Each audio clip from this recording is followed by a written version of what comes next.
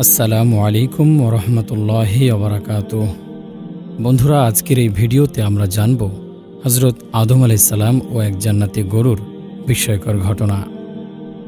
মহান আল্লাহ তাআলা হজরত আদম আলাইহিস সালামকে যখন এই দুনিয়াতে প্রেরণ করলেন, তখন তার সঙ্গে আল্লাহ তাআলা একজন ফেরেশতাকে প্রেরণ করেছিলেন। জান্নাতে তিনি নূরের কাপড় পরিধান করতেন। তিনি জান্নাতে বিশেষ এক ধরনের গাছের পাতা পরিধান করেছিলেন, কিন্তু তিনি যখন সেই পাতাগুলো এই পৃথিবীতে এনেছিলেন, তখন সেগুলি থেকে পরবর্তীতে সুগন্ধি গাছ তৈরি হয়েছিল। আল্লাহ তাআলা তাকে 7টি গমের দানা দিয়েছিলেন এবং যেগুলি তিনি নিজের সঙ্গে জান্নাত থেকে নিয়ে এসেছিলেন। আল্লাহ তাআলা বলেন, হে আদম, পৃথিবীতে এগুলি তোমার খাদ্য হবে, জান্নাতে এই গমগুলি নষ্ট হতো না। যে ফেরেশতা হজরত আদম আলাইহিস সালামের সঙ্গে জান্নাতে এসেছিলেন, সে হজরত হাওয়া আলাইহিস সালামকে জান্নাত থেকে রুই মাছ এনে দিল, আর সঙ্গে সঙ্গে একটা চরখাও এনে দিল, আর বলল, এইগুলো দিয়ে তোমাদের জন্য কাপড় তৈরি করো। আর সেই ফেরেশতা তাকে এই কাজের পদ্ধতিও বলে দিলেন।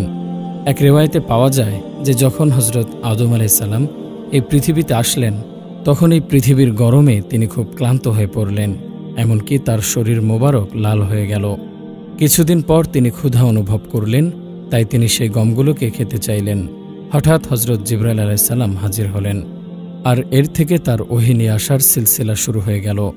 হজরত জিবরাইল আলাইহিস সালাম আল্লাহর পয়গাম নিয়ে হাজির হলেন যে আপনি এই গমগুলিকে খাবেন না, বরং এই গমগুলিকে মাটিতে চাষ করবেন, আর তারপর হাল চালাবেন। যখন এইগুলো পেকে তৈরি হয়ে যাবে, তারপর আপনি এগুলি খাবেন। তার সঙ্গে একটি গরুও ছিল, যেটি তিনি জান্নাত থেকে নিয়ে এসেছিলেন। সে ফেরেশতা তাকে জমিতে বীজ রোপণ করা এবং হাল চালানোর পদ্ধতি শিখিয়ে দিলেন। সুতরাং হজরত আদম আলাইহিস সালাম আল্লাহ তাআলার হুকুম মানার জন্য প্রস্তুত হয়ে গেলেন, আর জমিতে হাল চাষ শুরু করলেন। তখন প্রচণ্ড গরম ছিল, তাই তিনি গরমে ঘেমে গেলেন। অন্যদিকে সেই গরুটি অনেক ক্লান্ত হয়ে পড়েছিল, আর সে হাল টানতে টানতে হাল টানা বন্ধ করে দিয়েছিল। হজরত আদম আলাইহিস সালাম তার দড়িটি টানলেন যাতে করে আবার সে হাল টানতে শুরু করে, কিন্তু সে গরুটি আস্তে আস্তে চলছিল।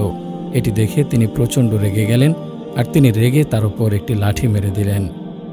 তখন সে গরুটি বলতে লাগল, কেননা সেই সময় জীবজন্তুও কথা বলতো, তাই সেই গরুটি আকাশের দিকে মুখ তুলল আর বলতে লাগল, হে আল্লাহ, হজরত আদম আলাইহিস সালামকে জান্নাত থেকে বের করে দেওয়ার জন্য রেগে আছেন, কিন্তু তিনি আমার উপর রাগ দেখাচ্ছেন কেন? আমি তো ক্লান্ত হয়ে থেমেছি।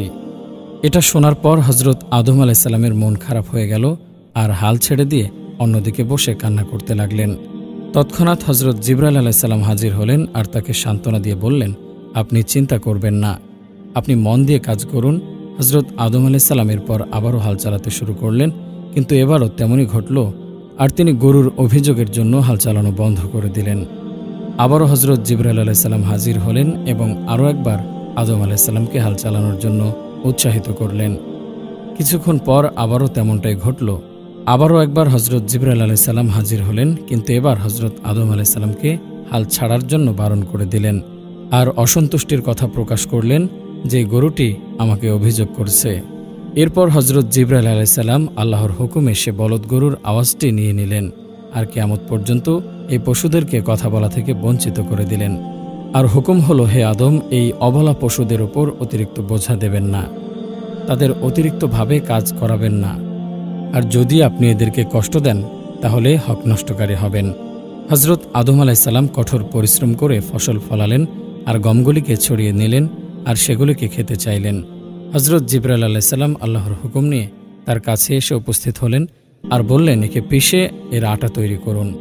যখন তিনি তা তৈরি করলেন, তখন হজরত জিবরাইল আলাইহিস সালাম বললেন, এখন এটিকে আগুনে প্রস্তুত করুন।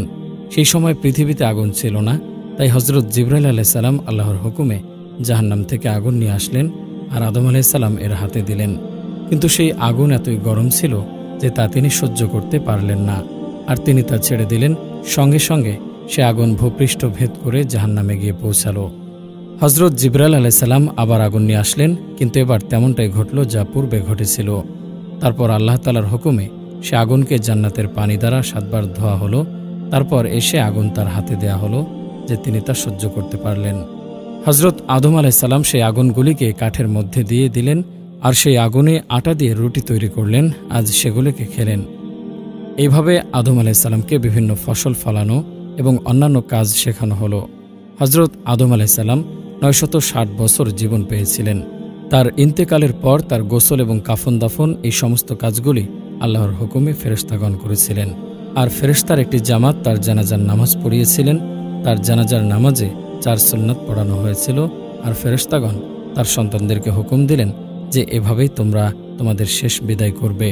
কোনো কোনো রেওয়ায়তে এটিও পাওয়া যায় যে হজরত শীশ আলাইহিসসালামের জানাজার নামাজ পড়িয়েছিলেন।